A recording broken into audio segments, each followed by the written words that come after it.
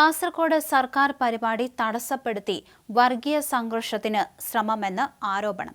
ശുചിത്വ മിഷന്റെ പരിപാടി തടഞ്ഞതിന് SDPI പ്രവർത്തകർ ഉൾപ്പെടെ കണ്ടാലറിയാവുന്ന 50ഓളം പേർക്കെതിരെ കാസർഗോഡ് പോലീസ് കേസെടുത്തിട്ടുണ്ട്.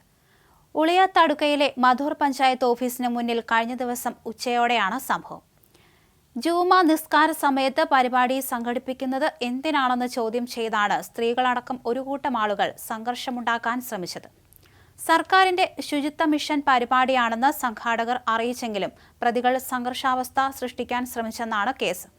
ജില്ലാ ഭരണകൂടത്തിന്റെ ഹരിത സന്ദേശ യാത്രയുടെ ഭാഗമായി കുടുംബശ്രീ പ്രവർത്തകർ അവതരിപ്പിച്ച ഫ്ളാഷ് മോബാണ് തടസ്സപ്പെടുത്തിയത്.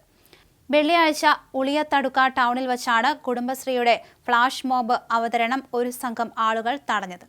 നിസ്കാര സമയത്ത് പരിപാടി നടത്താൻ അനുവദിക്കില്ലെന്ന് ചൂണ്ടിക്കാണിച്ചാണ് ഇവർ അതിക്രമം നടത്തിയത്.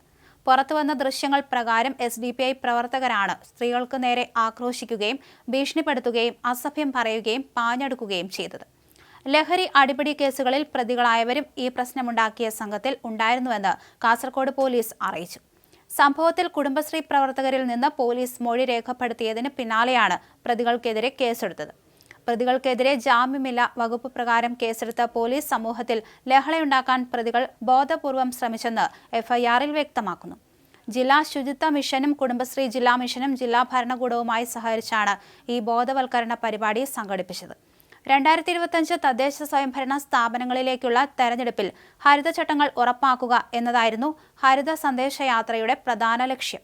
ജില്ലാ കളക്ടർ K. ഇമ്പശേഖർ കളക്ടറേറ്റ് പരിസരത്ത് ഫ്ളാഗ് ഓഫ് ചെയ്ത ഈ പ്രചരണ പരിപാടിയുടെ ഭാഗമായി ജില്ലയിലെ 5 നിയോജക മണ്ഡലങ്ങളിലും കോളേജുകളിലും കുടുംബശ്രീയുടെ ഫ്ളാഷ് മോബ് അവതരിപ്പിച്ചു.